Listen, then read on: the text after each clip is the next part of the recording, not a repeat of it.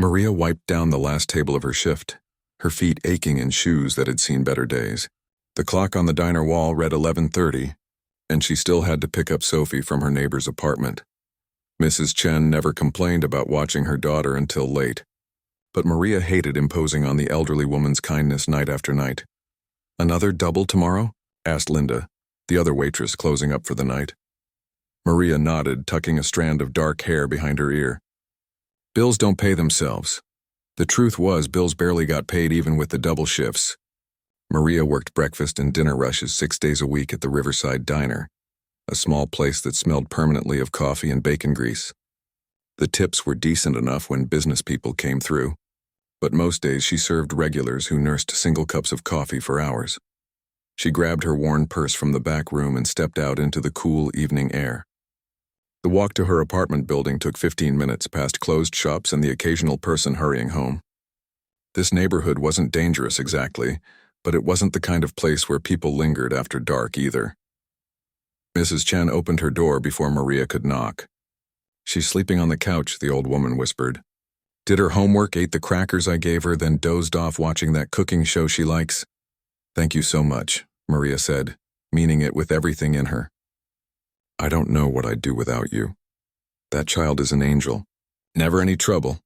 Mrs. Chen patted Maria's hand. "You're doing a good job with her, dear. Don't let anyone tell you different." Maria carefully scooped Sophie into her arms. At 8 years old, her daughter was getting too big to carry, but she looked so peaceful that Maria couldn't bear to wake her. Sophie stirred slightly, wrapping her thin arms around her mother's neck. Their apartment was 2 floors up, and by the time Maria reached their door, her arms were burning.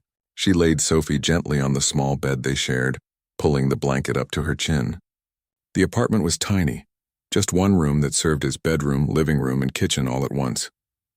The bathroom was barely big enough to turn around in, but it was clean and it was theirs, and Maria made sure there were always fresh flowers from the discount bin at the grocery store on the windowsill. She looked around the cramped space, at the hot plate that served as their stove, at the mini fridge humming in the corner, at the clothes hanging on a rope line she'd strung across one section of the room. This wasn't the life she'd imagined when Sophie was born. She'd had plans back then, dreams of going back to school, of getting a better job. But Sophie's father had left before their daughter turned 2, and those dreams got packed away along with everything else that didn't fit in this small space.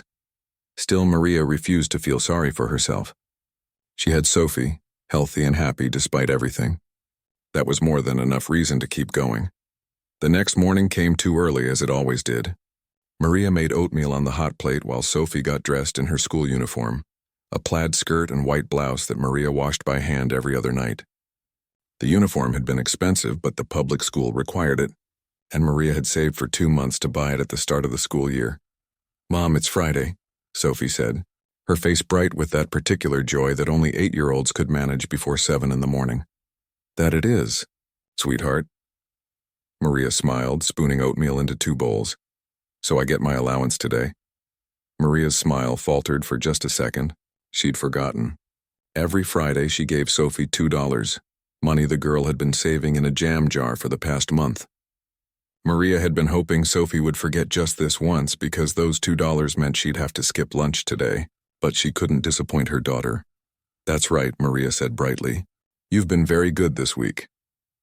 After breakfast, they walked together to Sophie's school, a 20-minute journey that Maria cherished despite the early hour.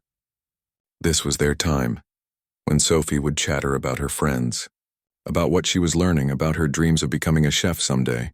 "Isabella brought cupcakes yesterday for her birthday," Sophie said, skipping a little as they walked. They had pink frosting and sprinkles.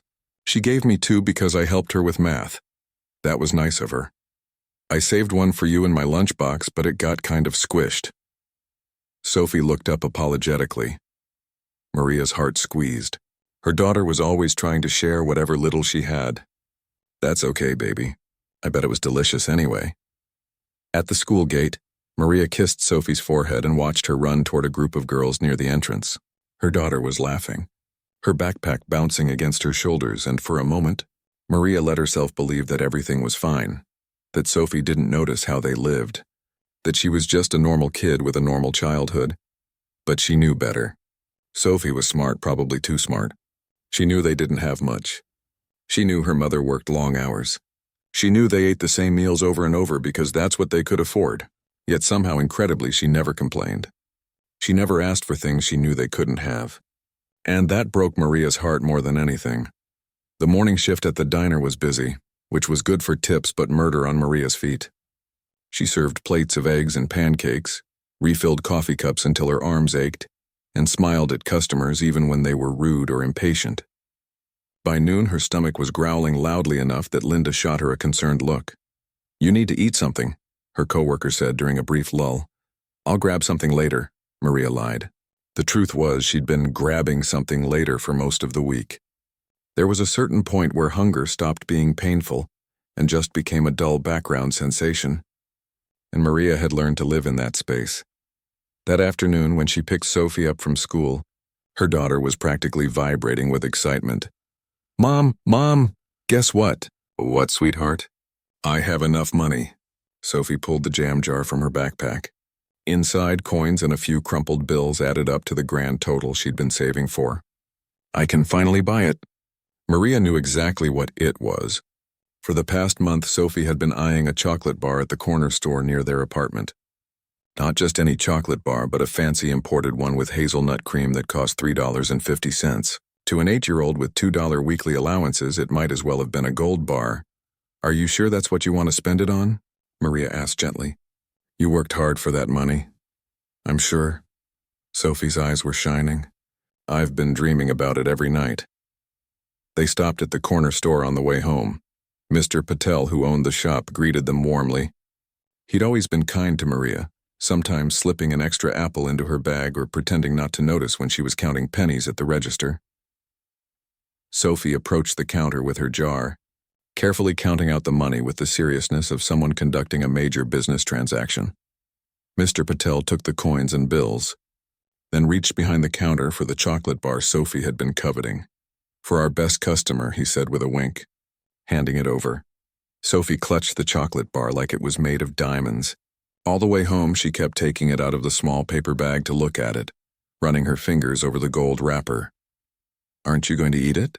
Maria asked as they climbed the stairs to their apartment. "Not yet," Sophie said seriously. "I want to save it for the perfect moment." That evening, after Maria had finished her shift and they'd eaten dinner, the simple meal of rice and beans that was their staple, Sophie asked if they could go for a walk. It was something they did sometimes when the weather was nice, wandering through the neighborhood park before bedtime. The chocolate bar came with them, still unopened in Sophie's jacket pocket. The park was quiet, just a few people walking dogs or jogging before dark. They sat on a bench for a while, watching the sun set behind the buildings, painting everything in shades of orange and pink. "Mom," Sophie said softly, "are we poor?" The question hung in the air between them. Maria had been dreading this conversation, hoping she could put it off for a few more years, pretend a little longer that Sophie didn't understand. "We don't have a lot of money," Maria admitted carefully, "but we have each other, and that makes us rich in the ways that really matter." Sophie nodded, processing this. "I think you're the best mom in the world," she said finally. "Even if we can't have everything." Maria pulled her daughter close, blinking back tears. "And you're the best daughter in the whole universe." They sat there for a while longer, watching the park slowly empty as darkness fell. And as they sat there, neither of them noticed the old man who had just settled onto a bench across the path from them, looking tired and lost and very much alone. The next morning was Saturday, which meant Maria had the breakfast shift but would be done by 2 in the afternoon. It was the closest thing to a day off that she got, those precious few hours between shifts when she could actually spend time with Sophie. They decided to go back to the park after Maria got home from work. Sophie had her chocolate bar tucked safely in her jacket pocket again. She still hadn't opened it, savoring the anticipation like it was part of the treat itself. "Today feels like a chocolate day," Sophie announced as they walked hand in hand down the street. Maria smiled. "Oh yeah, what makes it a C?" "Chocolate day. The sun is out, we're together, and everything just feels right." Sophie squeezed her mother's hand. Perfect chocolate weather. The park was busier on Saturday afternoon. Families were out with their children. People were throwing frisbees. and a group of teenagers had taken over the basketball court. Maria and Sophie found their favorite bench, the one under the big oak tree that provided just enough shade. Sophie finally pulled out the chocolate bar, carefully peeling back just a corner of the gold wrapper to peek at it. "It's so pretty," she breathed. "Are you actually going to eat it or just look at it forever?" Maria teased gently. "I'm going to eat it," Sophie insisted. "I'm just making the moment last." That's when they noticed him. The old man from the night before was back, sitting on the same bench across the path. In the daylight, Maria could see him more clearly. His clothes were shabby, not exactly dirty but worn thin from too many years of use. His coat was too heavy for the mild weather, like maybe it was the only one he had. His gray hair needed cutting, and his face was covered in several days' worth of stubble. But it was his eyes that caught Maria's attention. They looked empty, like he was staring at the world without really seeing it. She recognized that look. She'd seen it in the mirror during the hardest months after Sophie's father left, when she wasn't sure how she was going to make it through another day. Sophie had noticed him too. She watched him for a long moment, her chocolate bar temporarily forgotten in her lap. "Mom," she whispered, "that man looks sad. Maybe he's just tired, honey." "No," Sophie said with the certainty of a child who hadn't yet learned to ignore what she felt. "He's sad. Like when you were sad after Daddy left, but you tried to hide it?" Maria's breath caught. She hadn't realized Sophie remembered those days. She'd tried so hard to be strong, to never let her daughter see her cry. Sophie stood up suddenly, the chocolate bar clutched in her small hands. Before Maria could ask what she was doing, her daughter started walking across the path toward the old man's bench. "Sophie, wait," Maria called softly, but Sophie was already halfway there. Maria quickly followed, unsure what her daughter was planning, but wanting to be close enough to intervene if needed. You never knew with strangers, even ones who looked harmless. The old man didn't seem to notice Sophie approaching until she was standing right in front of him. He looked up, startled, his empty expression shifting to confusion. "Hello, sir," Sophie said politely, the way Maria had taught her to address adults. "Hello," the man replied, his voice rough like he hadn't used it in a while. Up close, Maria could see his hands shaking slightly. He looked older than she'd first thought, maybe in his 70s, with deep lines around his eyes and mouth. Sophie held out the chocolate bar, the one she'd been saving for and dreaming about for an entire month. "I think you need this more than I do." The old man stared at the chocolate like he wasn't sure what it was or why this child was offering it to him. "Oh no," he said, shaking his head. "I couldn't, that's yours." "But you look hungry," Sophie said simply. "And sad. My mom says chocolate makes everything a little better." Maria moved closer, putting a gentle hand on Sophie's shoulder. "I'm sorry if we're bothering you," she said to the man. "My daughter she has a big heart." "Too big," the man said, but there was a hint of warmth in his voice now. "I can't take a child's chocolate." "That wouldn't be right. Please," Sophie insisted, pushing the chocolate closer to him. "I really want you to have it. I saved up for a whole month to buy it, which means it's extra special. And I think you need something special today." The old man's hand started shaking more visibly. He looked at Sophie, really looked at her, and Maria saw something crack in his expression. His eyes, so empty a moment ago, suddenly filled with tears. "A whole month?" he asked, his voice barely above a whisper. Sophie nodded. "I get $2 every Friday if I'm good and do my homework. This chocolate costs $3.50. So it took me a while, but that's okay because now it can help you." A tear rolled down the old man's weathered cheek. He reached out with trembling hands and took the chocolate bar, holding it like it was something precious and fragile. I don't know what to say." "You don't have to say anything," Sophie told him. "Just enjoy it, okay? And remember that somebody cares about you." Maria felt her own eyes filling with tears. She'd taught her daughter about kindness, about helping others when you could, but she'd never expected this. Never expected Sophie to give away the things she'd wanted most, the things she'd worked so hard for, to a complete stranger. "What's your name, sweetheart?" the old man asked, wiping his eyes with the back of his hand. "I'm Sophie, and this is my mom, Maria." "Sophie," the man repeated like he was committing it to memory. "That's a beautiful name. I'm Robert." "It's nice to meet you, Mr. Robert," Sophie said with a smile. Robert turned to Maria. "You've raised an incredible daughter. You should be very proud." "I am," Maria said, her voice thick with emotion. Every single day they talked for a few more minutes. Robert asked where they lived, and Maria mentioned their apartment building a few blocks away. She told him about working at the Riverside Diner, though she didn't mention the double shifts or the struggling to make ends meet. Robert just nodded, listening with an intensity that suggested he was hearing more than just her words. When they finally said goodbye, Sophie hugged the old man without hesitation. Robert looked stunned by the gesture, but he hugged her back carefully, like he was afraid she might break. As they walked away, Sophie slipped her hand back into Maria's. She didn't look sad about giving away her chocolate. If anything, she looked happier than Maria had seen her in weeks. "That was a really wonderful thing you did," Maria told her daughter. "But are you sure you're okay? You were so excited about that chocolate." "I'm sure," Sophie said confidently. "You always tell me that sharing makes things better. I think the chocolate will make Mr. Robert feel better, and that makes me feel better. So really, it's like I got to enjoy it too, just in a different way." Maria stopped walking and knelt down to look her daughter in the eye. "You are the most amazing person I know." "Do you know that?" Sophie giggled and threw her arms around her mother's neck. "I learned from the best." They spent the rest of the afternoon at the park, playing on the swings and watching the clouds. Sophie seemed lighter somehow, like giving away that chocolate had lifted a weight Maria hadn't even known she was carrying.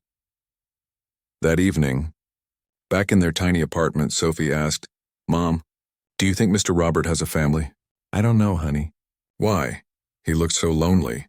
I hope he has someone who loves him." "I'm sure he appreciated your kindness more than you know," Maria said, tucking Sophie into bed. "Sometimes a small gesture can mean the world to someone." Sophie yawned, her eyes already drooping. "Maybe we'll see him again at the park. Maybe we will." But Maria wasn't sure they would. People like Robert, people who looked that lost and alone, they tended to drift. She hoped wherever he went, he'd remember the little girl who gave him her only chocolate, who saw him when the rest of the world seemed to look right through him. What Maria didn't know, what she couldn't possibly know, was that across town, Robert sat in the darkness of his enormous mansion, the chocolate bar still unopened on the table in front of him. He'd been staring at it for hours, this simple piece of candy that had cost a child a month's savings. Robert hadn't eaten properly in days. Since his wife died, food had lost all taste, all meaning.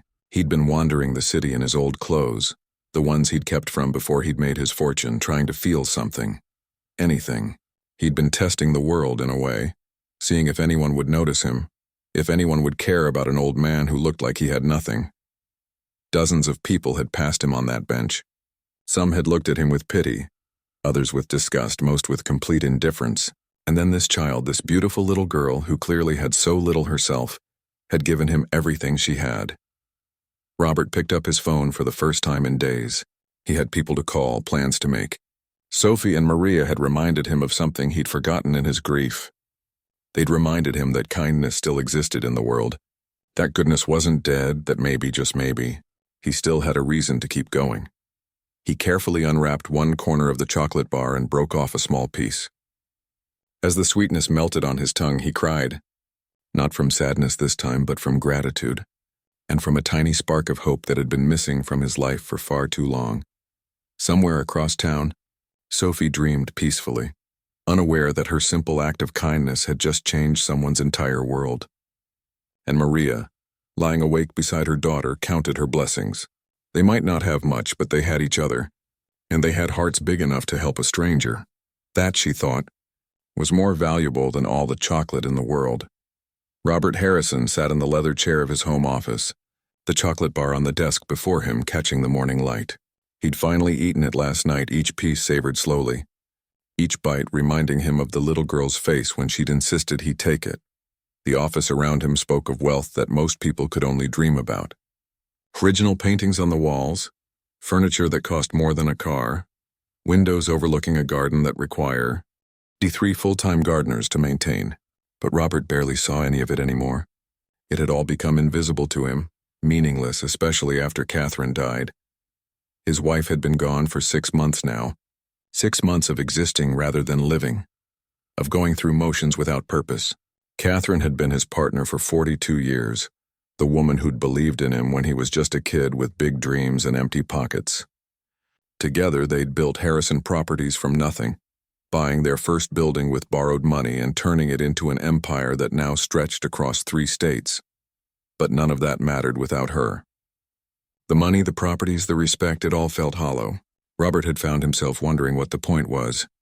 He'd achieved everything he'd set out to do, and the one person who mattered most wasn't here to share it with him anymore. That's when he'd started his walks. Dressed in the old clothes he'd kept from his early days before the success, he'd wander the city like a ghost. He wanted to see how people treated someone who appeared to have nothing. He wanted to feel something real, something that wasn't filtered through the lens of his wealth and status. The results had been depressing. Most people ignored him completely. Some had been cruel, telling him to get a job or move along. A few had tossed coins at him like he was a piece of the scenery. Nobody had really seen him, the person behind the shabby clothes and unshaven face, until Sophie. That little girl had looked at him and seen a human being who needed help. She hadn't judged him, hadn't assumed anything about why he was sitting on that bench looking lost. She'd just responded to what she saw with pure, uncomplicated kindness. And her mother, Maria, working double shifts at a diner barely scraping by, she'd raised her daughter to be generous even when they had almost nothing themselves.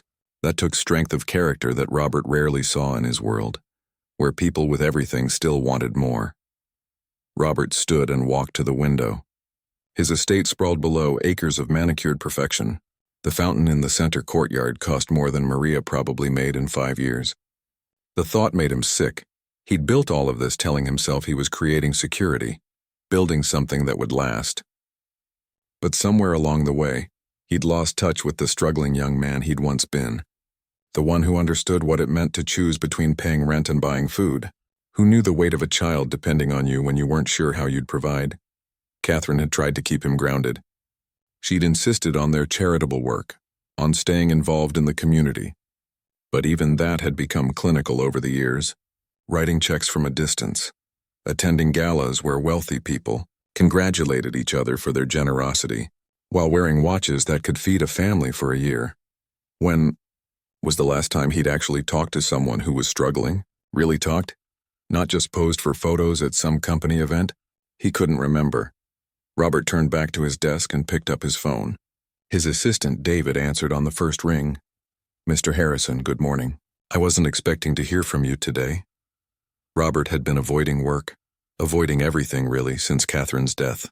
His executive team had been running the company, checking in occasionally but mostly leaving him alone to grieve.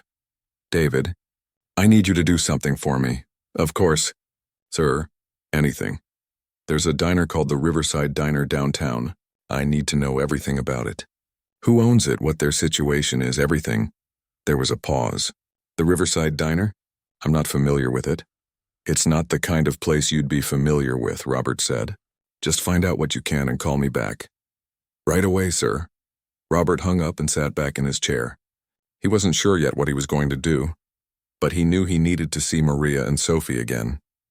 He needed to thank them properly, and more than that, he needed to understand how they'd managed to hold on to their humanity when he'd nearly lost his.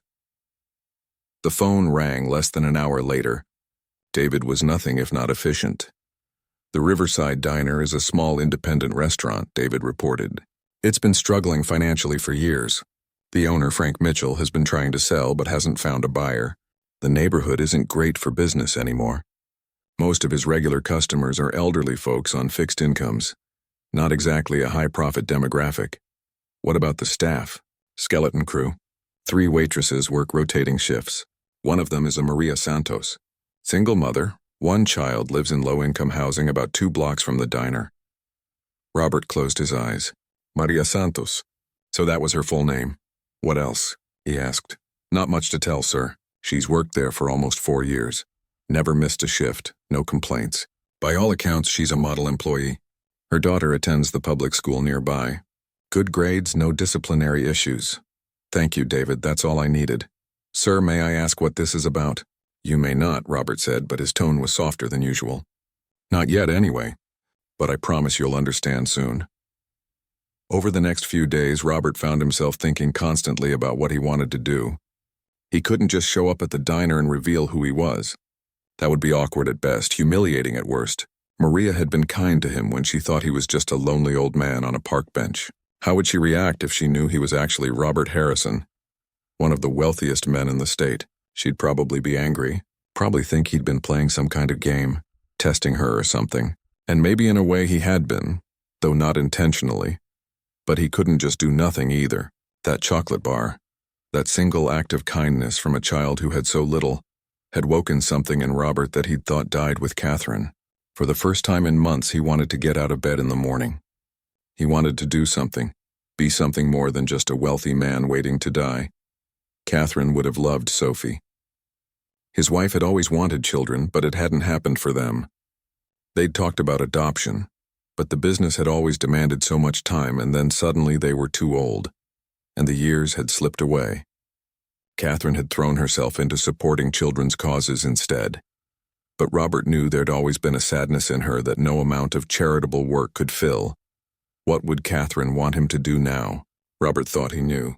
She'd want him to help Maria and Sophie, but she'd want him to do it right, not with some big dramatic gesture that would make him feel good, but might actually make their lives harder. She'd want him to respect their dignity, their pride, their right to live life on their own terms. Robert made a decision. He'd go to the diner, but not yet. First, he needed to become himself again. He needed to shave, get a haircut, put on clothes that reflected who he actually was. And then he'd visit Maria at work, explain everything, and see if there was some way he could help that wouldn't feel like charity. The next morning, Robert's staff barely recognized him when he came downstairs clean-shaven and dressed in a proper suit. His housekeeper actually gasped. "Mr. Harrison, you look wonderful," she exclaimed. He caught a glimpse of himself in the hall mirror and barely recognized the man staring back. His eyes were still sad, still carrying the weight of Catherine's absence, but there was something else there now too. A spark of purpose. A reason to care again. Before heading to the diner, Robert stopped at a jeweler. He had Catherine's wedding ring reset into a pendant, something he could keep close to his heart. As the jeweler worked, Robert found himself telling the man about Sophie, about the chocolate, about how a child's simple kindness had reminded him of everything good in the world. The jeweler, an older man who'd known Robert for years, listened quietly. "Your wife would be proud of you," he said finally. "Catherine always said you had the biggest heart of anyone she knew. She'd be glad to see you remembering that." Robert left the jewelry store with tears in his eyes, but also with a lightness he hadn't felt in months. He drove through the city, past his office buildings and properties, seeing them differently now. All this wealth, all this power. What was it for if not to help people like Maria and Sophie? He found the Riverside Diner easily enough. It was exactly the kind of place David had described, old but clean, with vinyl booths and a counter with stools. Through the window, Robert could see it was lunch rush, and Maria was weaving between tables with practiced efficiency, a coffee pot in one hand and a notepad in the other. She was smiling at a customer, probably laughing at some joke, and Robert was struck by how beautiful she looked despite the obvious exhaustion in her eyes. Here was a woman who worked herself to the bone, who had every reason to be bitter or defeated, and she was still finding reasons to smile, still raising her daughter to be kind and generous.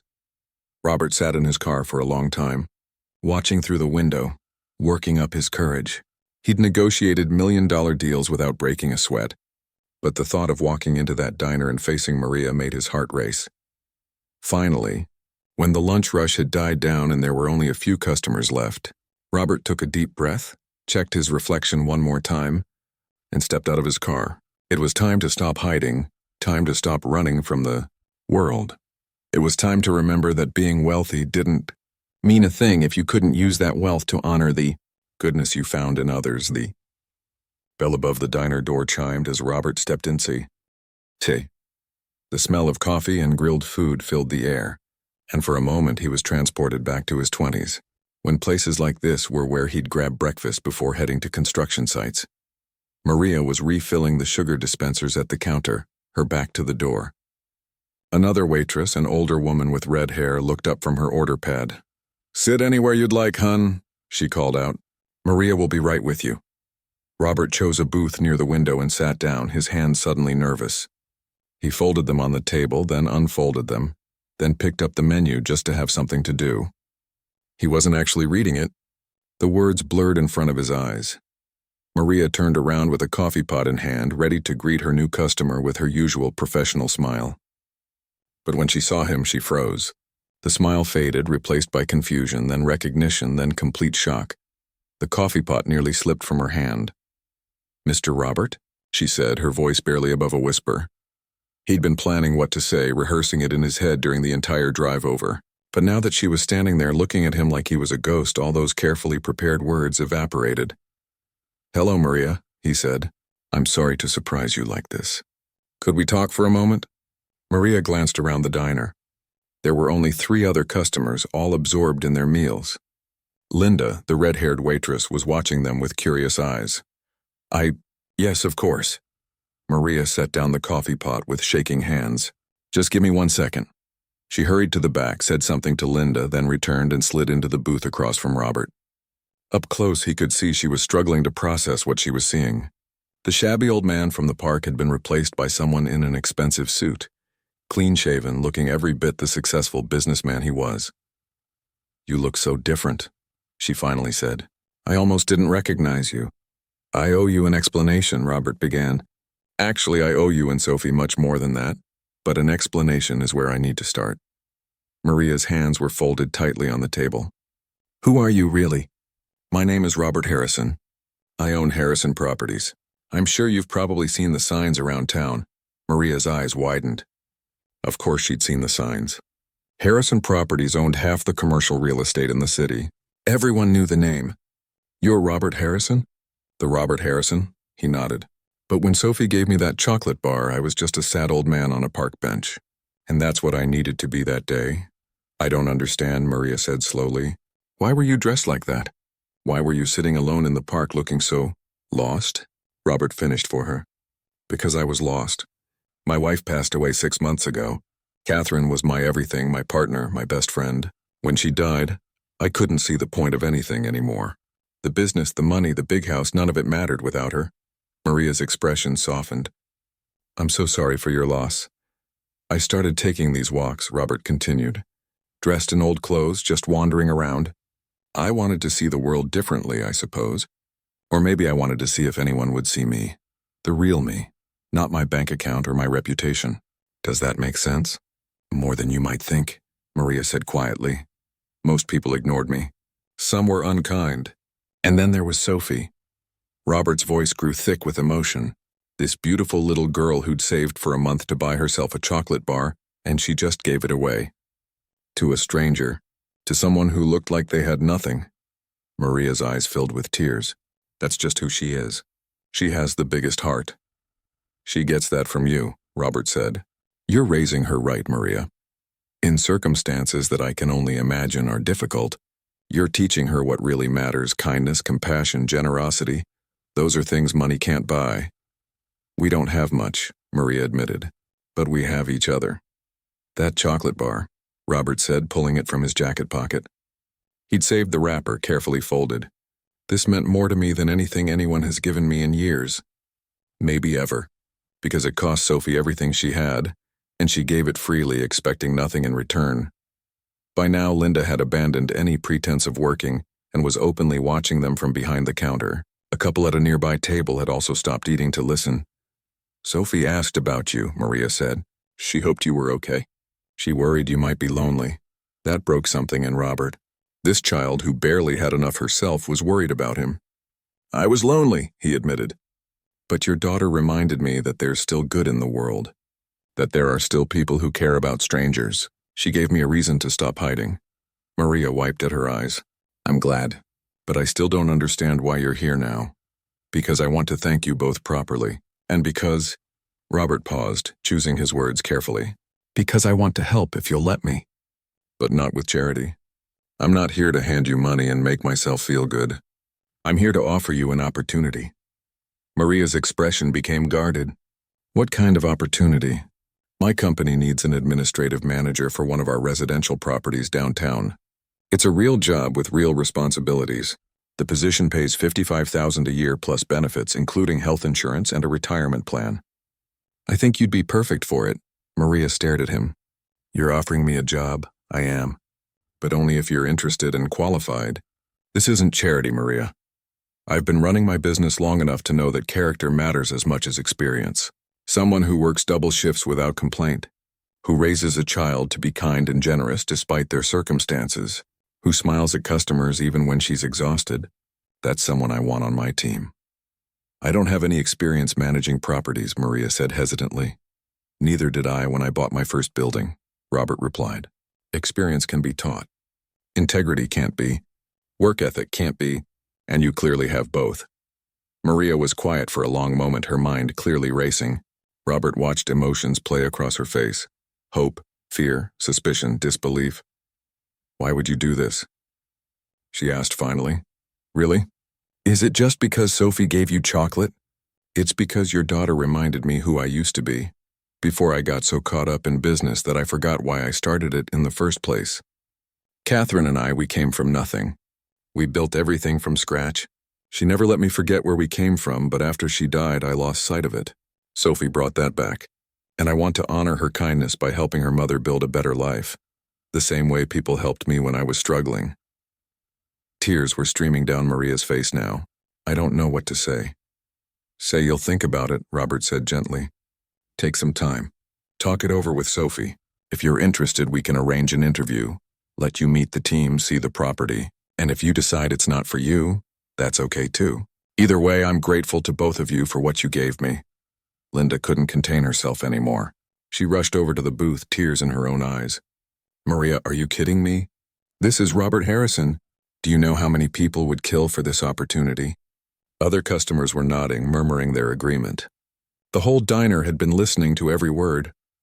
I know who he is now, Maria said, laughing through her tears. I'm just trying to process all of this. Your daughter is an angel, an elderly man called from his booth. I saw what she did in the park last week. I was walking my dog. That child deserves good things, and so do you, young lady. Maria turned to look at him in surprise. You saw that? I did. It was the most beautiful thing I've seen in a long time. The man raised his coffee cup. To Sophie. To Sophie. The other customers echoed, raising their own cups. Robert smiled, watching the scene unfold. This was why Catherine had always insisted they stay connected to real people. To communities like this where people still cared about each other, where a child's kindness could touch an entire neighborhood. Maria looked back at Robert. Can I ask you something? Anything. If I take this job, will you treat me like a regular employee? No special favors because of what Sophie did. I insist on it, Robert said firmly. You'll have the same expectations as everyone else. Same accountability. The only thing that will be different is that you'll know you earned this opportunity through who you are as a person, not just what's on your resume. Maria took a deep breath. Then I don't need time to think about it. When can I start? Robert felt joy surge through him, the first real joy he'd felt since Catherine died. How about you give your 2 weeks' notice here and then we'll get you started. That'll give us time to train you properly. 2 weeks, Maria repeated like she was testing the words. 2 weeks and my whole life changes. Our lives have already changed, Robert corrected gently. The day Sophie gave me that chocolate bar, this is just making it official. Frank Mitchell, the diner owner, had emerged from the kitchen. He'd been listening too, and his weathered face was split in a huge grin. Maria, you take that job. I'll miss you like crazy, but you take it. This is your chance. Frank, I'm so sorry. I know you need me here. What I need is to see good people get good breaks, Frank said. You've been the best employee I've ever had. Now go be the best property manager this city has ever seen. The diner erupted in applause. Maria was crying and laughing at the same time. Linda hugged her tight. Customers were coming over to congratulate her, to wish her well, to tell their own stories of times when someone had helped them, times when a single kindness had changed everything. Robert sat back in the booth, watching it all, and felt Catherine's presence so strongly it almost took his breath away. This was what she'd always wanted him to remember, that money was just a tool, that the real measure of success was in how many lives you could touch, how much good you could do, and it had taken an 8-year-old girl and a $3 chocolate bar to remind him. 3 months later, Maria stood in front of the mirror in her new apartment, adjusting the collar of her blouse. The apartment wasn't fancy, but it was worlds away from the single room she and Sophie had shared. 2 bedrooms, a real kitchen with a full-size stove, a bathroom with a bathtub instead of just a shower, and windows that actually let in sunlight. Sophie burst into the room, her backpack bouncing against her shoulders. "Mom, we're going to be late." "We have plenty of time, sweetie," Maria said, but she grabbed her purse anyway. Today was important. Today was the day Robert was officially announcing his new foundation, and he'd asked them to be there. The past 3 months had been a whirlwind. Maria's job at Harrison Properties had turned out to be everything Robert promised and more. She managed a mid-sized apartment complex handling tenant relations, maintenance coordination, and administrative duties. The work was challenging, but she loved it. And her co-workers, once they got past their curiosity about how she'd gotten the job, had welcomed her warmly. The $55,000 salary had changed their lives in ways Maria was still processing. They could afford groceries without counting every penny. Sophie had new clothes that actually fit. They'd gone to a doctor for the first time in 2 years for regular checkups. Small things that most people took for granted felt like miracles. But more than the money, Maria felt like herself again.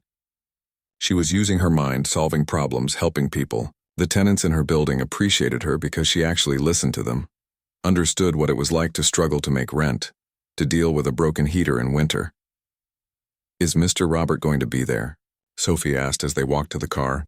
Maria had bought it used, but it was reliable, and it meant no more long walks in the rain or carrying groceries for blocks. "He's the guest of honor, so yes." Maria smiled. "Are you nervous?" "A little," Sophie admitted. "There are going to be a lot of people." The community center was packed when they arrived. Local officials, business leaders, and dozens of regular citizens filled the room. A banner hung across the stage. The Catherine Harrison Foundation, honoring kindness, creating opportunity. Robert spotted them immediately and made his way through the crowd. He looked different than he had that day in the park, but also different from the polished businessman who'd walked into the diner. He looked alive, Maria thought, like someone who'd found his purpose again. "Maria, Sophie, thank you for coming," he said warmly. "Sophie, I have something for you." He handed Sophie a small wrapped box. She opened it carefully, revealing a beautiful silver locket. Inside was a tiny photo of Catherine Harrison. "That's my wife," Robert explained gently. "I want you to have this because she would have loved you. She always believed that kindness was the most important thing in the world. When you gave me that chocolate bar, you reminded me of everything she taught me. This locket is my way of saying thank you, and of making sure you always remember that what you did mattered." Sophie's eyes filled with tears. "She's beautiful." "Like a queen," she was, Robert agreed, "and she had a heart as big as yours." The ceremony started a few minutes later. Robert took the stage and the room fell silent. He spoke about Catherine, about her passion for helping others, about how her death had nearly destroyed him. Then he talked about a little girl in a park and a chocolate bar that cost everything. "I didn't tell Sophie who I was that day," Robert said to the crowd. "She didn't give me that chocolate because she thought I was wealthy or important. She gave it to me because she saw a person who needed help, and she responded with pure, uncomplicated kindness. That's what this foundation is about." He went on to explain the details. The Catherine Harrison Foundation would provide support to single parents in the community, helping them with job training, childcare costs, and emergency assistance. But it would also do something else, something Robert said was even more important. "We're going to tell stories," he said. "Stories of kindness, of people helping each other, of communities coming together. Because I've learned something these past few months. Kindness is contagious. One small act can inspire another, and before you know it, you've changed the world." He gestured to a screen behind him, where a photo of Sophie appeared, caught in the moment of handing Robert the chocolate bar. The elderly man from the park had taken it on his phone and shared it. "This is Sophie," Robert said. "She's 8 years old. She saved her allowance for a month to buy that chocolate bar. And when she saw someone who looked sad and lonely, she gave it away without a second thought. Not because anyone was watching, not because she wanted recognition, just because it was the right thing to do." The room erupted in applause. Sophie, sitting next to Maria in the front row, turned bright red and tried to hide behind her mother. Robert continued, "The foundation will give an annual award called the Sophie Award, honoring acts of kindness in our community. Because we need to celebrate the people who make the world better, one small gesture at a time." After the ceremony, people lined up to meet Sophie and Maria. News cameras were there, reporters asking questions. It was overwhelming, but also wonderful. Person after person shared their own stories of times when someone had helped them, times when they'd helped others. An older woman approached, tears streaming down her face. 20 years ago, I was a single mother working 3 jobs, she told Maria. A stranger paid my electric bill when I was about to have my power shut off. I never knew who it was, but I've never forgotten it, and I've spent the rest of my life trying to pass that kindness forward. Your daughter reminded me why that matters. A young man talked about how his teacher had bought him school supplies when his family couldn't afford them, changing the trajectory of his entire life. A teenager described how a neighbor's simple gesture of kindness had stopped her from making a terrible decision. The stories went on, each one a testament to the power of caring about each other. Robert pulled Maria aside at one point. I want to show you something.